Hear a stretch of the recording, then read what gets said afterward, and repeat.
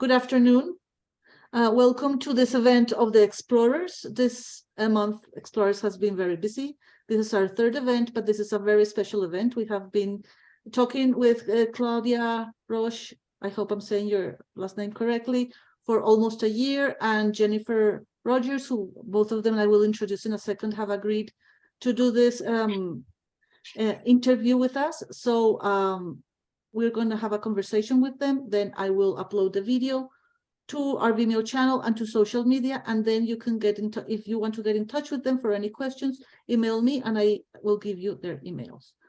So our event today is called Amor temor, Love Without Fear, Planning and Counseling Latinx Families in the Postwar United States.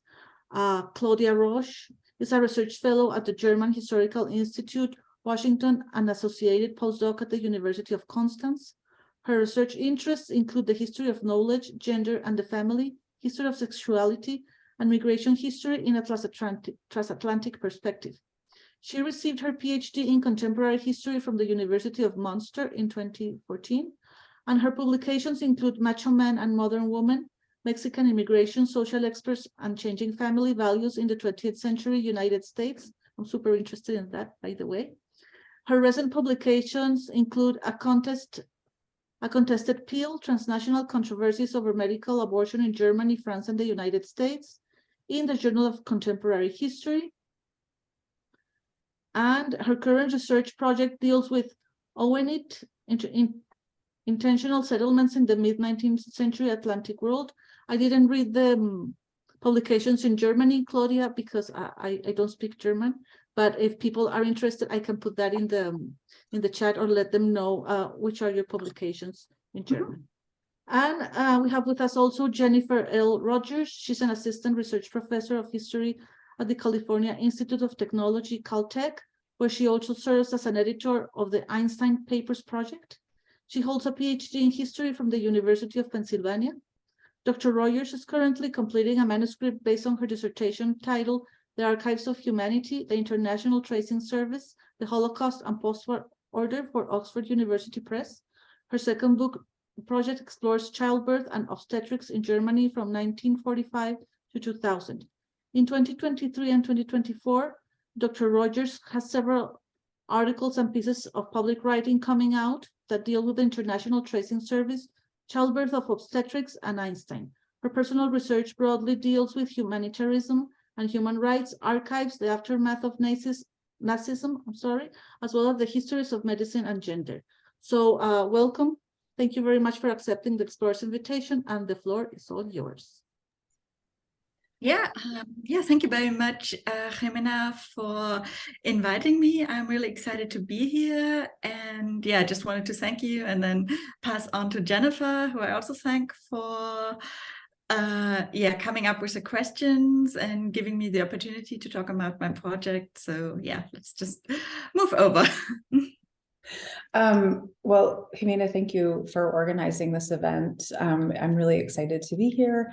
And Claudia, thank you for thinking of me to interview you. Claudia and I have been on many panels together, and this is a new format for us. And I'm really, really excited to be doing this. And actually, we're able to have a conversation about your really, really interesting research that in many ways overlaps with a lot of my own research interests. So thank you for entrusting me with your research, Claudia. Why don't I start with a relatively easy question? And Claudia, you specifically chose the title Amor temor, Love Without Fear. And I'm curious, and I'm sure other people will be curious, why you chose that particular title. And can you tell us a little bit more about the genesis of it? It's, at least for me, pretty unexpected origins, and any other reasons that you might have chosen this title. Yeah, thank you very much for your kind question. And let me start my screen share so I can show you why I chose this question. Here we go.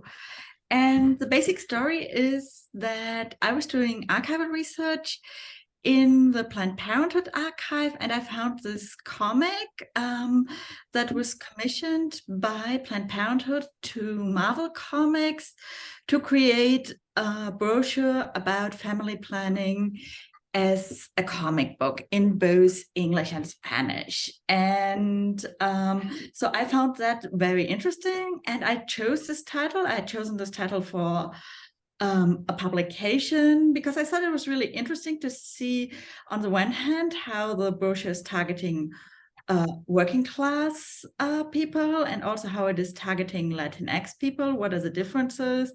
What are the similarities? And as you can see from the title, the images are very similar, and the story is the same. So in the English version, it's a couple called Joan and Ken. In the Spanish version, it's Marta and Joaquin.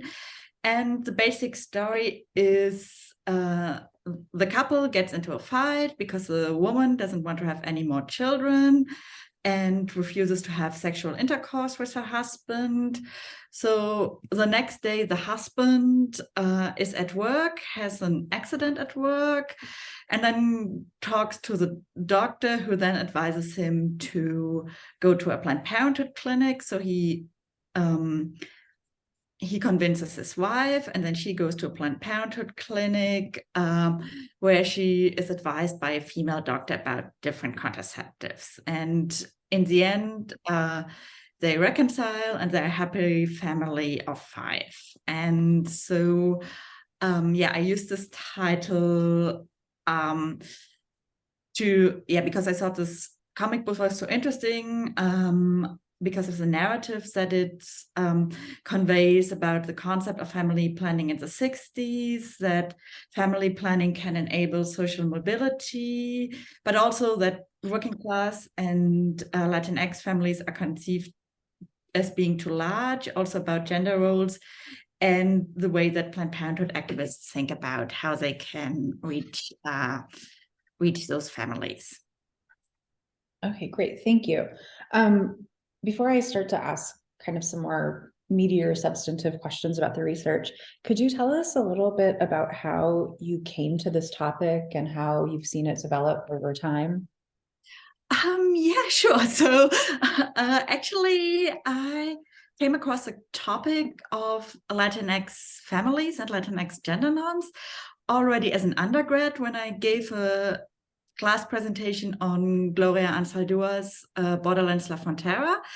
And then when I was applying for grad school, my master's thesis advisor told me about a colleague of hers, Isabel Heinemann, who then became my PhD advisor. And she was looking for people who were doing research on changing family values in the US. So I suggested a project on Mexican immigrant families. And in the end, I wrote my PhD about how social work that was reaching out to Mexican immigrant families perceived Mexican origin families and how that changed. And so doing that research, I came across a quote from a 1930s sociologist called Amor, who said that Americans plan their families, whereas Mexicans think of many children as a gift of God. And so when Isabella and me were looking for a postdoc project that would fit into the research center in Münster on cultures of decision making, we thought about this quotation and actually came up with a pretty large project about reproductive decision making. So how decisions about how many children to have, when to have children, how those were made in different cultures. In the end, the German Research Foundation cut our project, so we ended up doing a comparative project between Germany and the US. And of course, both Germany and the US are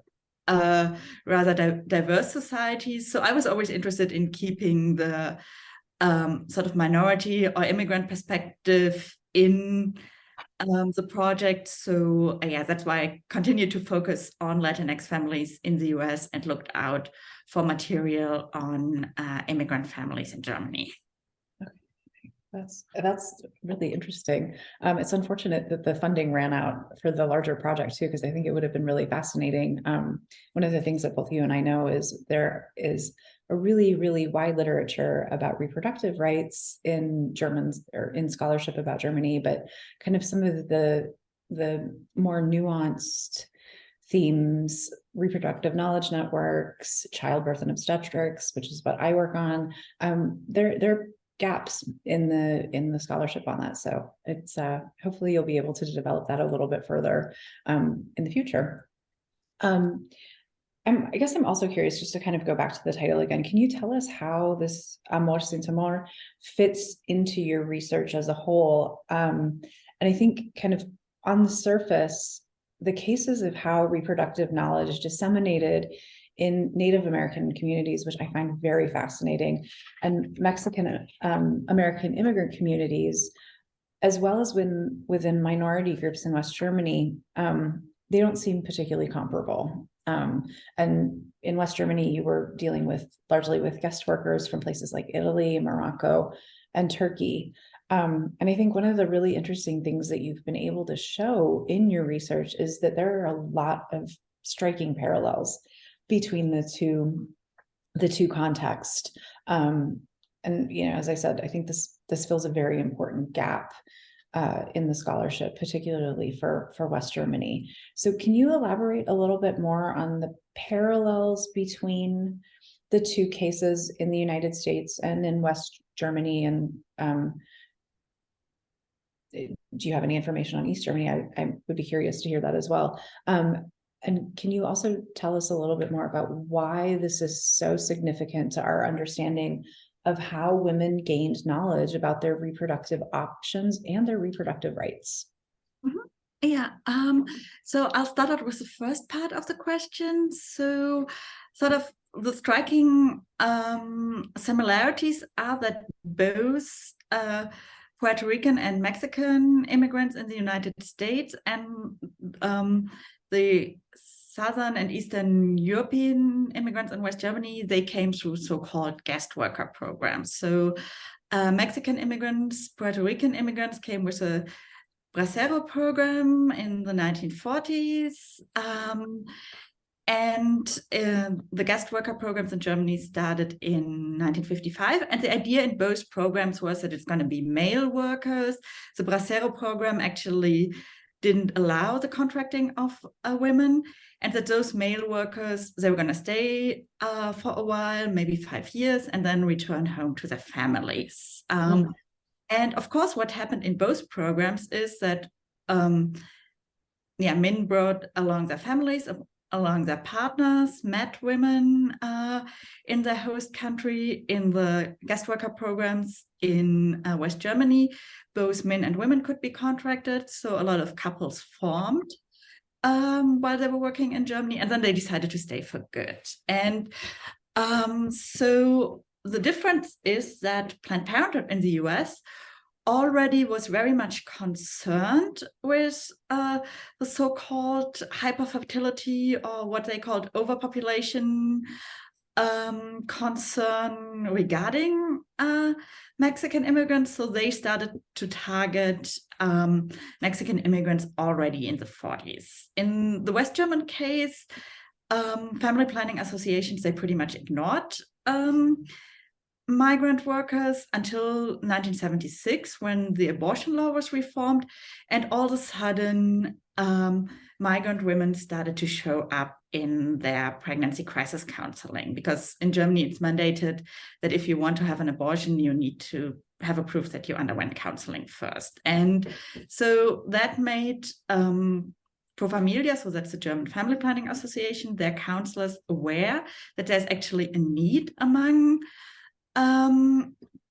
immigrant women for contraceptive information, for reproductive knowledge, and they started to study these women. They hired a group of sociologists who actually went into the Turkish families, interviewed them, and they found out that these women,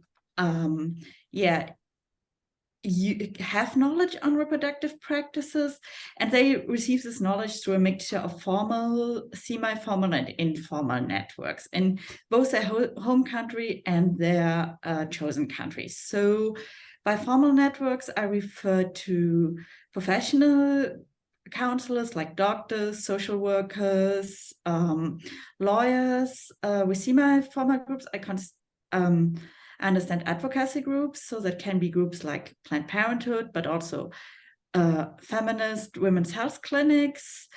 And they were very compassionate to these women, but they of course also had a political agenda, and with regards to family planning associations, also a population control bias. And sort of the third, that's the informal networks. What I mean with that is those are neighbors, relatives, friends, co-workers, both in their own communities, but also with like co-workers in the companies. And yeah, and so they used all three networks. They continued to see doctors, OBGYNs in their home countries. So for instance, the German family counselors were surprised to find out that Turkish origin women went back to Turkey for abortions or would get Depo-Proveda, which wasn't on the German market yet in Turkey.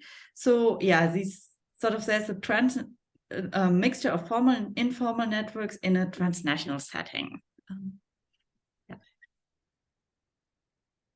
Can I ask you a question also related to the title before advancing? Sure. Okay, I am from Colombia, Claudia, as I mentioned before. Well, as I mentioned you before, I think like a year ago, and I am very curious also about the title Amor, temor, because having my Latin American background, when I read the title, I related it also like, I mean, sometimes in Latin America, love is very associated with many kinds of machismo, as you mentioned in your other papers. So I was also like trying to understand if this was also referred like to Planned Parenthood strategies, or also with the fear that sometimes women have in their marriages with machismo. And that also came to mind because in Colombia, Pro Familia is the name of the institution that takes care of that. So can you tell me a little bit more about that? It's just curiosity. Yeah, sure. So machismo, that is actually something that gets picked up in the 1960s by cultural anthropologists and sociologists who study Mexican American families that live in the US Southwest, and they very much pick on the theme of machismo. And so there are Planned Parenthood brochures. Let me see if I find one.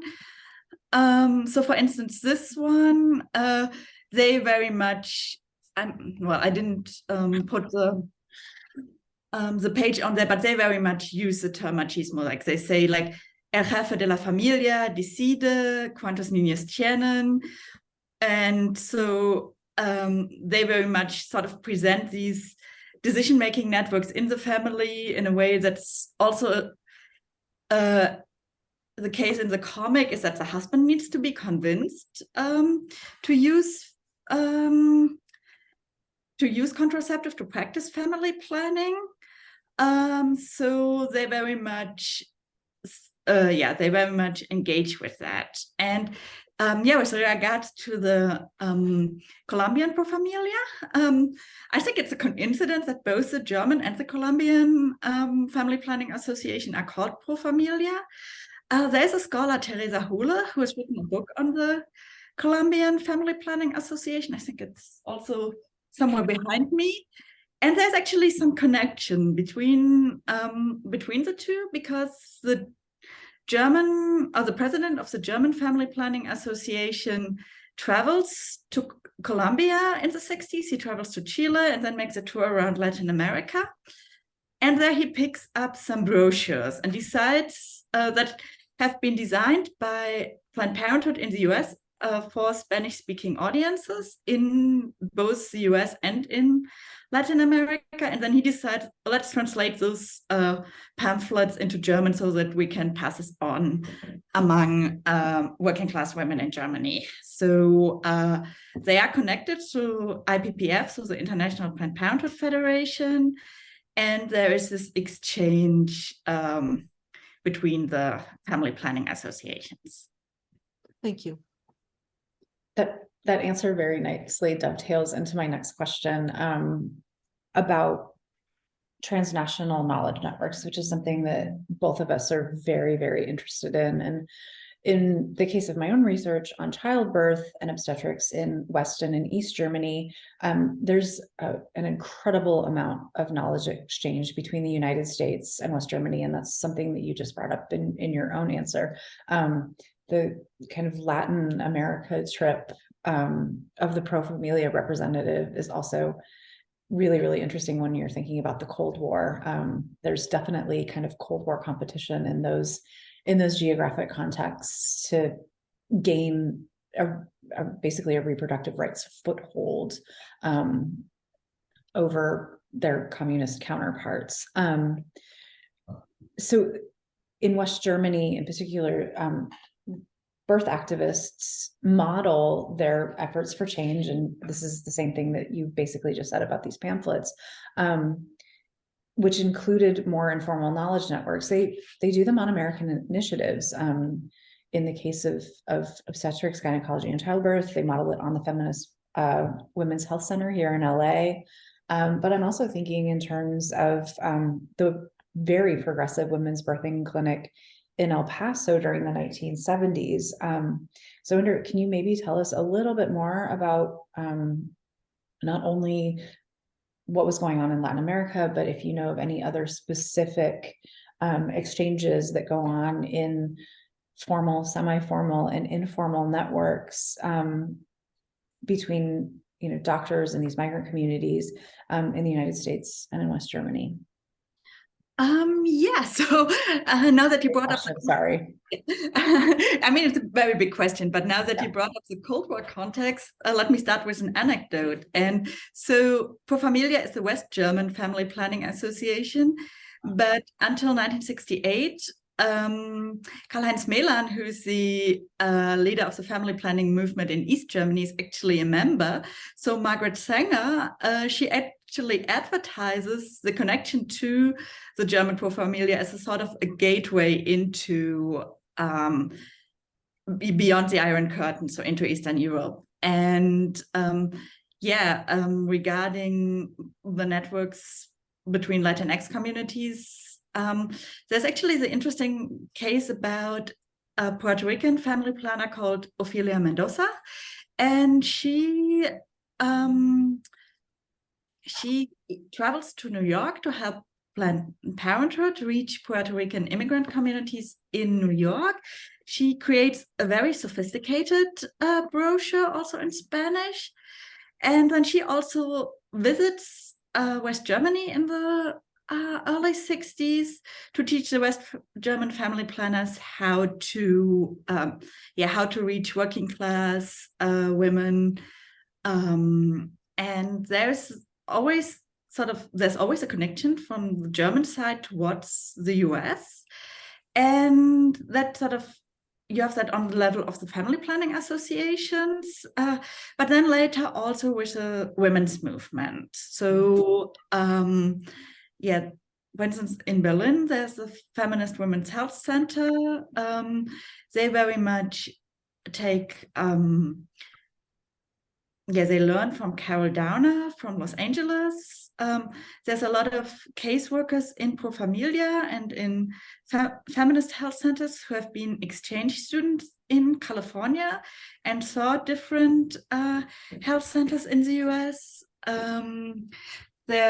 So there's a constant exchange, and in a way they model their initiative, especially when it comes to women's health, on the US American experience, but they also sort of bringing their own perspective. So the West German women's movement is much more politicized in a way. So they quote Marxist theory much more than the American women's health movement does.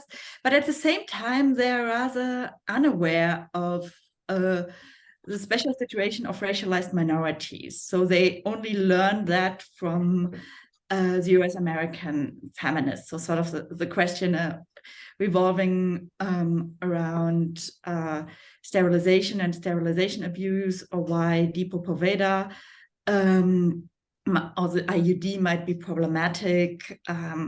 So that's definitely something that comes out of the US women's health movement, and also different mobilization strategies, the know-how on how to run a feminist women's health center and stuff like that. A shorter question here that I'd also really like to ask you is, can you tell us about the differences in the way the pamphlets are written? So the ones aimed at Latin communities in the United States and the way they're written in German, because I know that you've looked specifically at the language that's used, and there's a really big and very interesting difference in how the Americans approach it and how the Germans approach it. Yes, there is. So let me move my slides. So this is a brochure that Pro Familia produces for Turkish, Spanish, Greek, Italian, and Croatian immigrants. And the language is very different. So let me see if I find the slide. So here, for instance, that's the first pamphlet that's been produced for Spanish-speaking audiences in the US, and you can see it's a very simple language. So it says muchos niños, and to me, I mean, I'm not a Spanish native speaker, but to me it sounds like it's very much translated directly from English. And a lot of these brochures use a very simple language, and they use a lot of euphemisms. And the brochures, as you could see with the comics, they're entertaining. They have also the pamphlets that are addressed towards English-speaking audiences. They often use comics, and they use a lot of drawings. Whereas the German brochures, first of all, Pro Familia doesn't have that much money, so they don't have such elaborate designs. But they also use different translators. So they use Iberian Spanish, or they use terms that are being directly translated from German. So for instance, the Spanish language pamphlet Planificación Familiar Porque y Como, they talk about using an espiral, which is like a weird translation of the German term Spirale for IUD, which I don't think anybody in a Spanish-speaking country uses. But these brochures, they are much more sophisticated in the sense that they present all the different available contraceptives, and they show photographs of all of them. Also, they show the children, so they center very much on children, whereas the US or the pamphlets produced in the US, they're very much focused on showing the nuclear family and the parents. And but also I have to say, those are of course from 1979, so they are produced after the women's movement and the women's health movement had an effect on family planning institutions. And so this was very much an initiative driven by feminists within Pro Familia that produced these brochures. So they were very much cautious to produce better written and more informative brochures than those brochures that were produced by Planned Parenthood in the 60s. So there's also, a 15, 20 years. Yeah. Can I say something very quick about the language? It Yeah. was curious. well, in Spanish from Colombia, you know that all Latin American countries have different slangs for Spanish, but in old Spanish from Colombia, there was a particular device, a contraceptive device that we called el churrusco, and churrusco was a spiral thing like this. But it's very old. I don't think they use it anymore, and the word is not used anymore. So it's just that's interesting. Yeah, but it probably is the same where the German term Spirale for IUD derives from. But yeah, that's interesting. I think in the United States, in some cases, it's like referred to as a copper coil. Yeah. On that, because I'm not a historian of the United States. I guess I would probably say I dabble in American history. But yeah, I think that it's referred to as the copper coil, which is the exact same concept. So Jimena, did you have anything else that you wanted to? No, it was just that I was curious about the language thing, like the same concept, but it has so different like implications in every context. So that's really interesting. Yeah.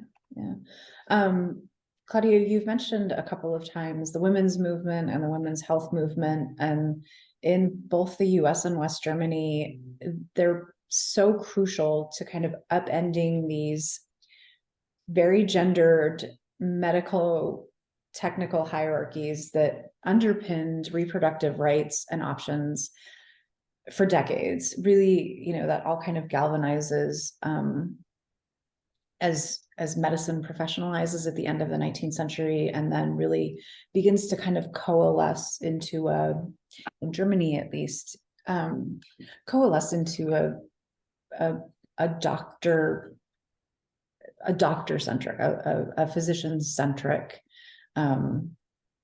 focus, and accommodating what doctors wanted, so not so much on women.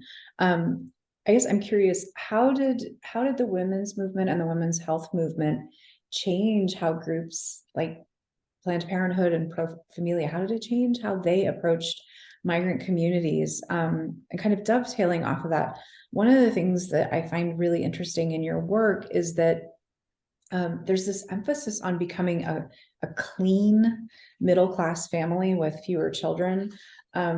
And I'm wondering how shifting social structures reframed those normative socioeconomic tropes. So starting out with the way that the women's movement, the women's health movement changed family planning association. So I can say more about the West German case here. So basically what happens is that in the 1970s, Pro Familia builds up many more family planning clinics when they start taking part in these trials to establish pregnancy crisis counseling, and they hire a lot of new staff. And this staff, these are all very young social workers, OBGYNs, and that come from very progressive universities that have been part of the student movement, of the women's movement. So it's a generational shift, and also a sort of a shift in backgrounds from being a medically driven institution to being an institution that's more driven by social workers. And so these new, younger, more feminist counselors, they bring a change within the organization, that they demand a complete legalization of abortion, and that they also bring in feminist forms of knowledge production, feminist forms of conversation, so that, for instance, when they do this research among the Turkish immigrant families in Berlin, they very much chose an approach that resembles consciousness raising as a feminist practice. So they invite women that to the home of one Turkish origin woman. And then they first start out with asking general questions, ask every woman to tell her story, her experience with getting birth control, with reproductive needs, experiences of discrimination. And through that conversation, they figure out what are the needs in the community, and then they refer these women to the family planning clinics. So it's a very much, a much more bottom-up approach, a grassroots community approach, where it's the translators who do most of the talking.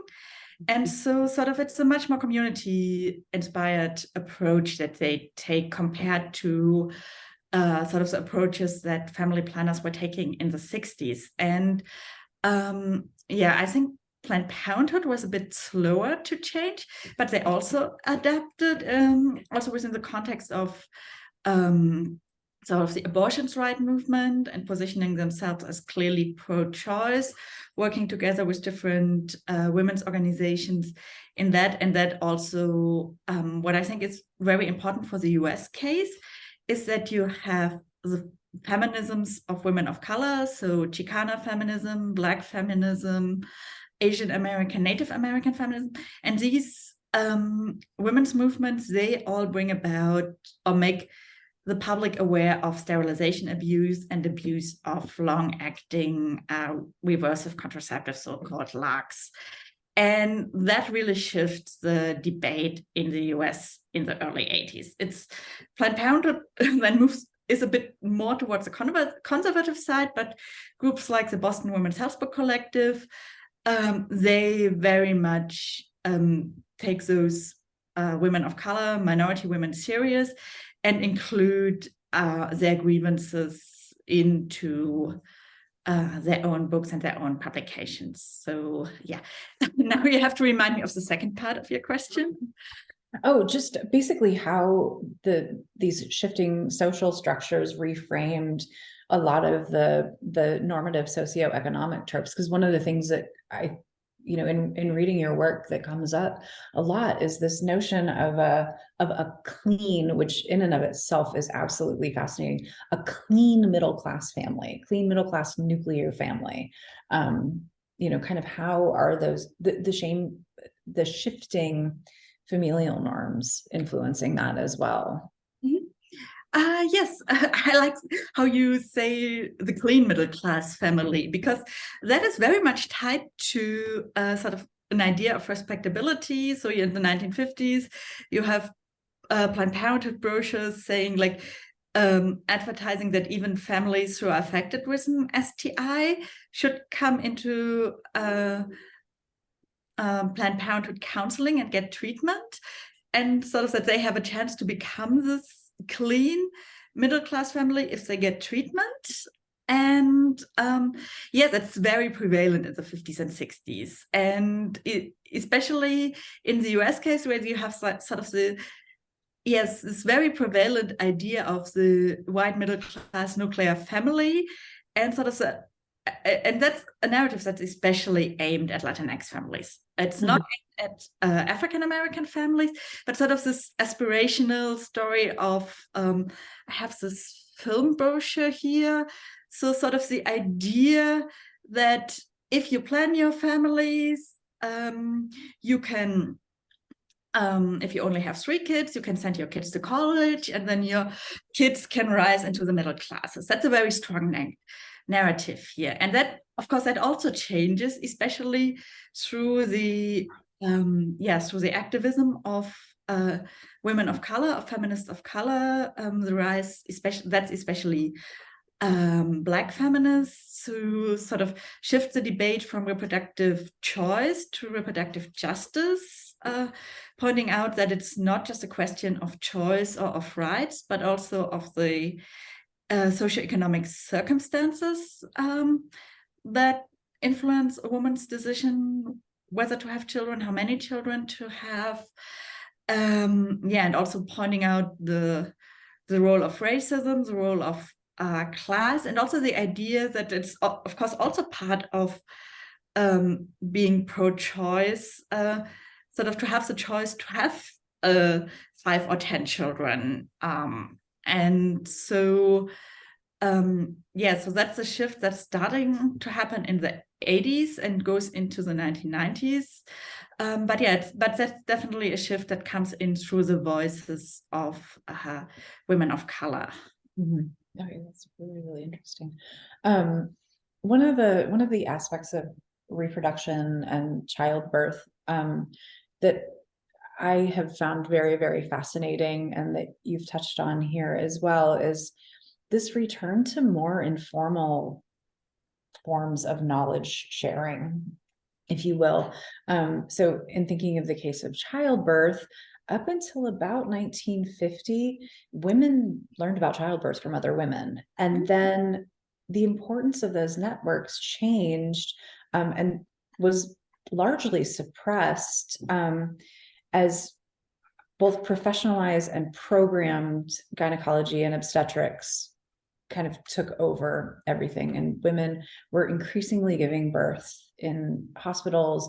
They were getting their obstetric care in hospitals as well. But then when the women's health movement moves to recenter women in those healthcare choices, we start to see those two types of knowledge gradually meld together. They converge.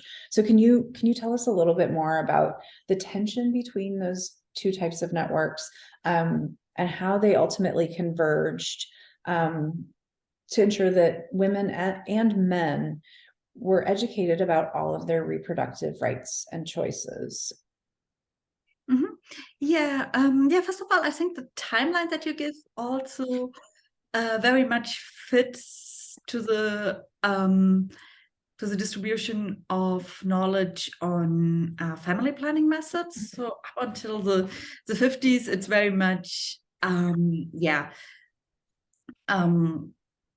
spread through or disseminated through informal networks. And in the 50s, what especially Planned Parenthood does is sort of campaigning to say those informal networks are dangerous. So you find a lot of 1950s and 1960s literature that says, like, don't listen to your well-meaning neighbor. So it's always a well-meaning neighbor that's sort of the problematic figure in those brochures. But at the same time, they use like the sort of narratives of decision-making that they present in like this film script or the comic book, is they use these informal networks to disseminate knowledge about the existence of family planning clinics.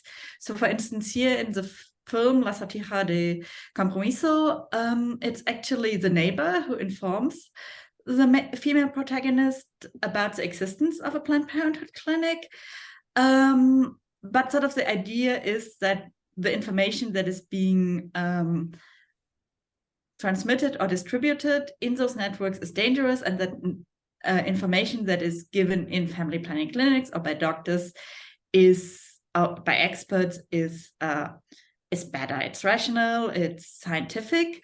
And then I think what the major turning point is in 1970, the hearings on the safety of the pill. Barbara Seaman's book, The Doctor's Case Against the Pill, comes out in 1969. And here it's this is a mobilization point for the women's movement, the beginning of the women's health movement, that they start to show that also these formal networks are not reliable. So that there is that doctors keep information on side effects and on potential risks of all contraceptives from women, and yeah, that these information are also not reliable, that doctors are patronizing, condescending. And then those women's health handbooks come out, so written by women's health activists, and they take up that in sort of the information that they have through informal networks, but at the same time they still keep the scientific knowledge, and they bring those two together. So it's not that for instance, Our Bodies, Ourselves completely rejects all scientific knowledge, but they bring these two types together. And it's especially, I found this very interesting case here about in a Chicana feminist journal about birth preparation classes where they basically say, we take a couple from the community that has had a number of children, and they teach the class, and then they screen Planned Parenthood films and invite Planned Parenthood speakers as guest speakers. So it's sort of a community-based approach that's based on experience, but still they bring in the expert information through films or through guest speakers. And so that's how they conflagate sort of the formal and the informal knowledge. Okay, interesting. I want to kind of focus in on, we've focused a lot on Latin communities and migrant communities in Germany. And I know that one of the other communities that your work deals with is Native Americans. And really outside of a few studies, including the recent monograph, Reproduction on the Reservation, Native American communities are very often overlooked when we think about reproductive rights and knowledge networks. And you know that I have a particular interest in this question as well, because my own research has uncovered that there's a consistent instrumentalization of the purity of Native American reproductive and birth cultures by West German feminists to promote their own efforts of recentering women in the reproductive health, or in reproductive health as a whole, while they're simultaneously denigrating similar sub-Saharan African birth cultures, and I'm going to steal your term here, as existing in a pre-modern void. So can you tell us a little bit more about how all of this functioned within Native American communities, and how they're similar or how they differ from their Mexican American counterparts? And have you, I guess, another part of that too is, have you been able to discern any differences in the experience of Mexican Americans who are of white Hispanic origin and those who come from indigenous communities? Mm-hmm. I should say, to be fair, I don't really research Native American communities. I stumbled across them because Planned Parenthood chapters in the Southwest reached out to both Native American and Mexican origin families. And I agree, it's a very understudied topic. So when I was teaching this year, I tried to include a class on reproductive justice and Native Americans and the sterilization abuse that Native Americans bring to the public in the 1970s. But there's very little on it. And I should say that sort of for the experts that I looked at in my PhD dissertation, so there's a lot of sociologists, cultural anthropologists that study Mexican American healthways or Mexican American public health in the Southwest in the 50s and 60s because of the high infant mortality rates. And they often mix up Mexican Americans and Native Americans. And I mean, those ethnographic studies, they make a difference. So they distinguish between Mexican immigrants, Hispanos, so the sort of the Latinx or Spanish-speaking people of New Mexico that have lived there before Arizona and New Mexico were annexed by the US. And but in practice, they're sort of in the counseling practice, there's no distinction. So often Native Americans that have Spanish names are mistaken for Mexican immigrants, but I really like what you said about the purity of Native American traditions. Is what these ethnographic studies from the 60s often emphasize is that Mexican American health practice are always depicted as a hybrid between Native American practices and European practices from the early modern era.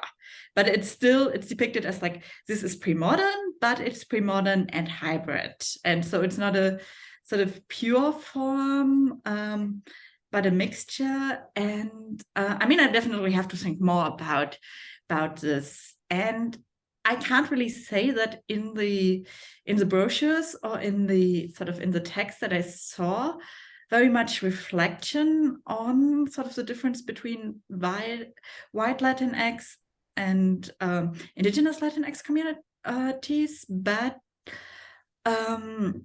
there's a distinction that's often being made on the basis of class and of education. So you have like the Latinx educated middle classes that find these brochures very condescending and that complain about it, but at the same time they have a very classicist view on lower class, less educated Spanish-speaking populations as well. And but I mean, as you could see, I think in most of the brochures, they very much depict Latinx families as being white with black hair. So so I don't think there's much a reflection on the question of race. Okay. I mean, I think we're talking about sources here as well. And that's one of the things in my own work that I've had a difficult time accessing a lot of sources about minority and migrant communities. And I'm wondering if you could tell us a little bit more about the sources that you use and where you found them and how you've accessed them, where you've been able to find them. So what I did for my PhD dissertation was that I specifically looked at Mexican American civil rights organizations. So to counter sort of the white expert narrative and also the social worker narrative. And so I started out with like LULAC, so the Latin League of United Latin American Citizens. That's the oldest Latinx civil rights association that was founded in Texas in 1929. And I looked at through their journal. I found student newspapers from 1940s Los Angeles, where there was Mexican origin students creating student newspapers. And I found a lot of discussions within the Chicanx movement or Chicana movement, and especially Chicana feminism. And they all address the questions of family in a lot of detail. So that was really a good point to sort of counter the white expat narrative. And for the second book, I struggled a bit more with that because especially for the German case, unfortunately, I don't speak Turkish. So I couldn't really find similar literature there. But I know that right now there's a PhD candidate in Berlin. She's getting her PhD especially on the experience of Turkish immigrants and reproductive rights in Germany, and she speaks Turkish, so she's doing oral history interviews, and so for the second book, I sort of tried to sort of put the expert literature and the feminist literature, so like the Boston Women's Health Book Collective, etc. I put those in conversation with each other. Okay, really interesting. I'm going to go ahead and end with a very practical question for you. And this is something both of us have thought about, I know. I think there's so many of us who work on topics related to reproductive health, and we're kind of sitting and watching with horror as reproductive rights are under constant attack, and they're being repealed at a breathtakingly rapid rate, not only in the United States, but across the globe. And in most cases, the people who are most affected by the repeal of those laws and by a lot of these reproductive health policies are minority and migrant communities. So how do you think that your research can help us better provide reproductive services to these groups and also enhance tactics for successful activist campaigns?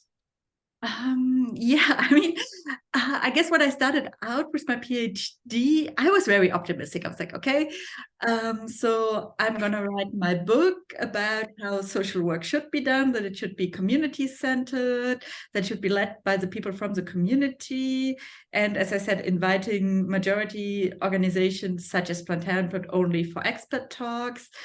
Yeah, but of course, this is something that I guess all historians and all academics struggle a bit with, is the visibility. So yeah, I mean, right now I'm fortunate to be in a position here at the GHI that I can do some outreach work on that. I mean, I really enjoyed the panel that we had at the last GSA, where we get experts or activists from the field, from actually reproductive justice organizations in Texas, to work together with us historians. Yeah, I mean, I hope to be part of the conversation. I also hope to sort of get my students to think more about these issues. And yeah, so I guess that's sort of, yeah, my hope to yeah, kind of leave the so-called ivory tower of academia and yeah, get into conversation with activists, but also in a very sort of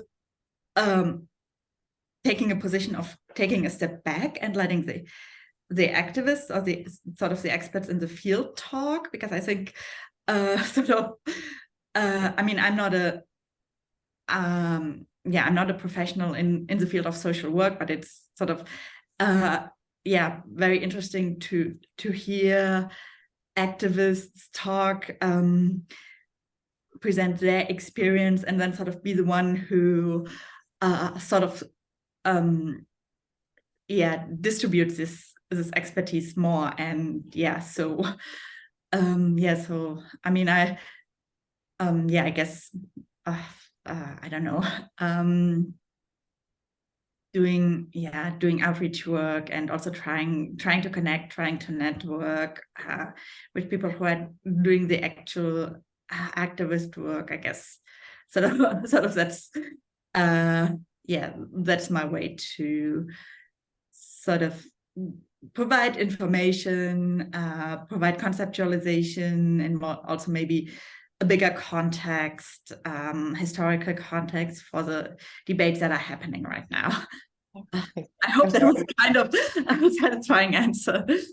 No, I'm sorry. I didn't mean to put you on the spot like that either, because that's, I think it's a really, really difficult question to navigate, as you know, as a scholar who works on reproductive rights. So I think maybe to Jimena, or is it Luisa? Do either of you have any questions that you want to ask? I have a question observation. I mean, the last question you asked, Jennifer, I think was really interesting. I like spot on, like according to the mission of the explorers of the International Federation for Public History is aiming, which is not always easy, to go beyond academia and to be in touch more like with activists and to practice shared authority and be like more public historians. So the example you mentioned, Claudia, with the panel with the activists, I think was great. And I also would like to invite both of you to use this space however you want. I mean, we are open to many kinds of formats, panels. We have done it. I have done this for 3 years now. And we are just like a promotion space. So if you think this space can help you, for example, get the word out there and work with activists, we are very happy in the Federation and for Explorers to do that. So even though you were a little in the spot, I think it's perfect. It's perfect for the Explorers and we're what we want. And like, I'm very passionate about that, like getting out there and talking with people and with activists, because I'm an anthropologist too. So I just invite you to use the space as however you consider, and I hope we can continue the conversation from now on. Okay, yeah, thanks a lot. Yeah, thanks a lot for the offer, and I mean, definitely have to think about it, and yeah. Yeah, because I remember you asking me, Claudia, that about public history, And I said, well, I mean, public history could be many things. And this last question is just what public history does. Yeah. Going beyond academia and Yeah. trying to build bridges for just not being in our ivory tower anymore. So I think it was a great question. I loved it, actually. Yeah, me too. I mean, it's always the sort of the hard question to answer, because we're always expected to do more outreach, to do more citizen science. And I don't know how it is in the US, but in the German sort of context of grant application, you always have to write a paragraph, how you will include sort of the broader public, how you will reach the broader public. And I mean, a lot is being done. I mean, here at the DHI, we organize lecture series, and a lot of things is being done online with like digitization projects. And yeah, so yeah, there's, and yeah, Jennifer? I mean, I think there is increasingly movement to think about activism and social causes. I mean, you know, the panel that we were on together in Houston at the German Studies Association was something that our colleagues Tiffany Florville and Eli Rubin thought about. We're having this conference in a location where this is a major issue, and how do we as scholars kind of conceptualize, we're giving these talks about reproductive rights in a place where there are effectively no reproductive rights anymore, and then kind of using that and bringing in not only activists but also legal scholars to help us better understand the legal standpoint. Yeah, I think that's increasingly important. I think that it's getting harder and harder for scholars as a whole to kind of be in their own very focused niche and not consider what's going on in the world around them at large. So yeah, and especially when you work in the history of reproductive rights, to me it felt like sort of events were overtaking me as I was writing this research. So I started out working on this sort of reproductive decision-making project back in 2015. And at that point, I felt like, especially in Germany, that sort of the abortion question was a question that was done, that was decided. And then all of a sudden, so in Germany, this debate about whether OB-GYNs are allowed to advertise for abortion popped up. Then what's happening here? And so there's these research questions, they have such a strong connection to political debates that are happening right now. And I think sort of we as historians can put these things into historical perspective and show the long-term perspective, and on the one hand show that it's not just a narrative of progress, but also at the same time shows like sort of these are the origins of the debate, and this debate goes so far back. So yeah, I think sort of that's sort of the position that we take in this debate, is sort of giving the larger background. And and I think one of the things for me that's also really interesting, and I'm speaking from the perspective of a historian of Germany here, so many of the women that pioneered this history were activists themselves. I mean, Barbara Duden is a really, really good example of that. I mean, she was one of the founding members of the Kreuzberg women's group in West Berlin in the late 60s and early 70s. And I mean, she is a very prolific writer on issues related to women and reproductive health. Claudia and I have a colleague who has also written extensively on reproductive rights in Germany, and she commented to both of us recently, you know, here it is 50 years later, and I'm still fighting for this stuff. Yeah. So I think that there are a lot of continuities there as well. And I mean, we have good models for how scholars can be activists. I mean, obviously, we need to update those according to the times, and, you know, getting the word out via social media is something that comes into that as well. So yeah. Yes, and I also think that as historians, well, maybe this is very basic, but as an outsider, I always ask myself, we are in the 21st century already. There are many things going on. There's a lot of women's movements.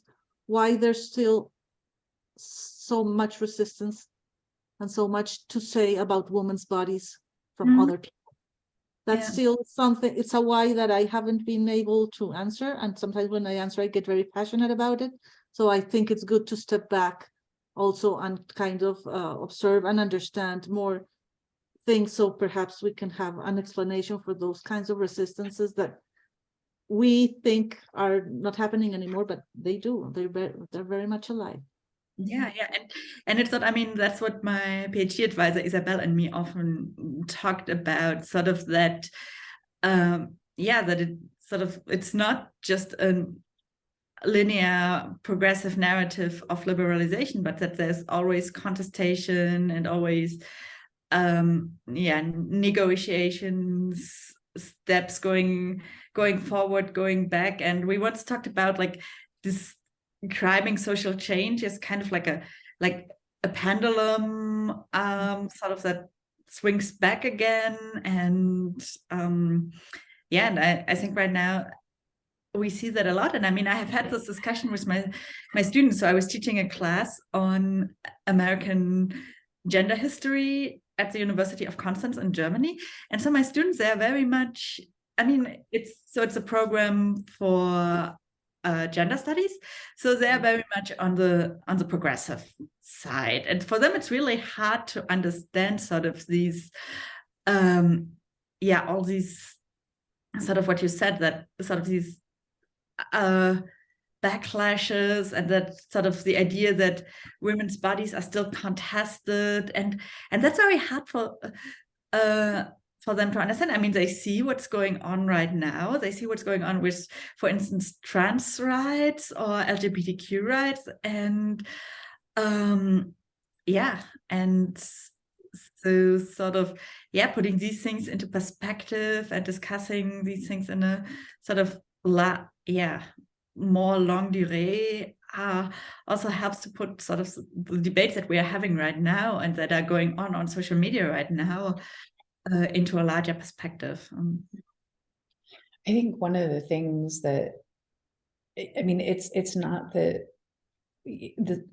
I don't want to say Germany is immune to this, but I mean, it also has an impact on Germans in so far as there is a lot of so-called abortion tourism, particularly from Poland, where Poland has draconian abortion laws. So there are a lot of Polish women who are crossing the borders. There's a scholar, a Polish scholar in Spain who's actually working on this topic right now, and it's really fascinating to see kind of the continuities of movements in the 60s and the 70s for abortion, and how they've reconstituted themselves over time and are now helping Polish women get out of Poland so that they can get safe abortions in Germany. And in other countries as well. I mean, you have the same thing happening in a lot of cases in the US, like interstate abortion. Tourism, I find tourism a really problematic word, but that's actually what this one's about. Leslie Regan wrote about it, saying that sort of that's how problematic the term abortion tourism is. Yeah.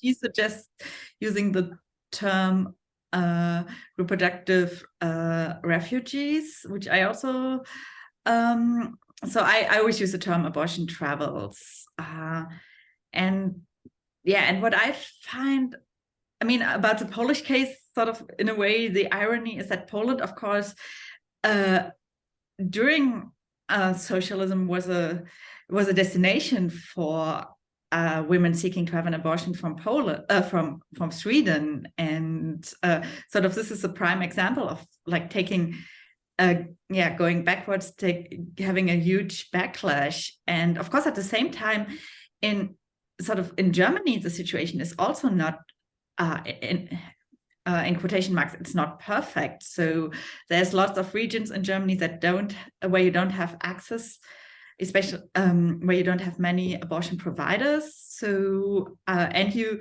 can only have an abortion unless it's for medical reasons within the first 12 weeks of pregnancy. So there's still German women who travel to the Netherlands to have abortion at a later gestation age. But at the same time, I think the very difference between Germany or Europe and the US is that the distances here are so much bigger. So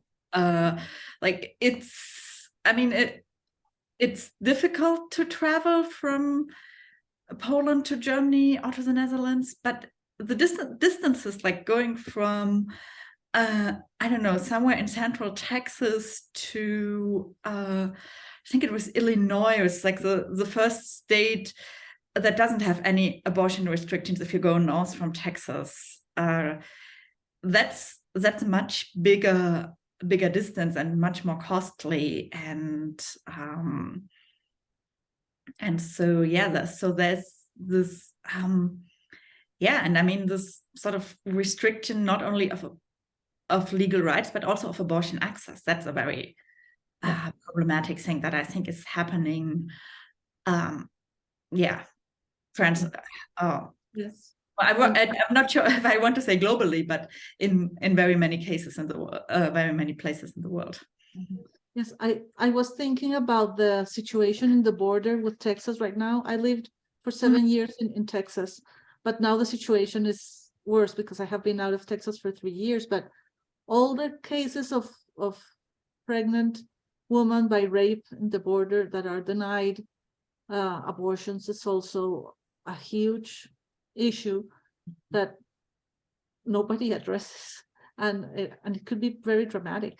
I know there are certain groups of religious groups and certain NGOs working on that, but I'm not very much updated. But I know it's kind of dramatic. So that could also be like a step to making visible those kinds of issues too. That sometimes is, I mean, not always a pregnancy is welcomed, or it could be, you know what I mean.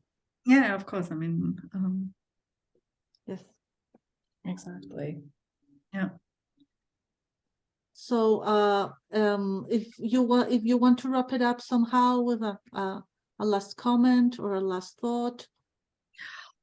Well, I can just end by, first of all, thanking Jennifer for coming up with these really nice and fascinating questions, and questions that sort of let me sort of reflect more on my work. And also thank you very much for engaging on such a deep level with the text that I sent you. So I was very thrilled by your questions. I really enjoyed the conversation. And also thank you very much, Jimena, for inviting me. And I mean, even though this was going in a different way than we had planned, it was a really nice conversation. And yeah, it really gave me an opportunity to show some of my favorite source material again. And to talk about some sort of the parts of my project that I really enjoy. And I'm also thrilled that you're so interested in my research. And yeah, thank you so much for inviting me and for putting this together.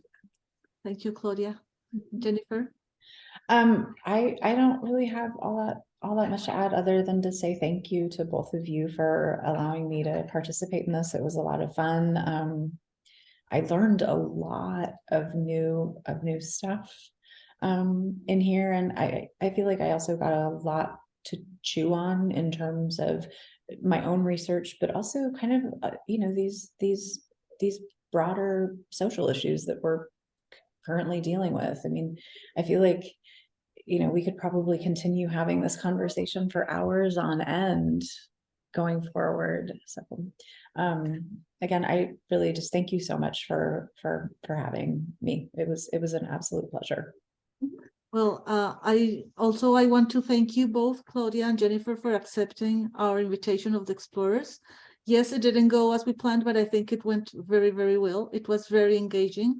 I am not a historian of reproductive rights, and I was super engaged. I learned a lot, and also made like Jennifer was mentioning, like own reflections, like, oh my God, what can I do about this? Where do I stand? So I think it was really great. And as I mentioned before, I hope it's not the last time. We keep in touch. And well, thank you for being so flexible also for doing this. And my only hope is that you can continue like being part of the Explorers, and I hope to see you again in the future. I will continue doing the Explorers every month. So if you are connected to social media, you will learn about the coming events. And if you have an event in mind, just contact me and we will get it done. And for the people watching this video, if you want to get in touch with Dr. Roesch or Dr. Rogers, please send me a message and I will give you their information. Thank you very much. Yeah. Thank you. Thank you. Let me screen share.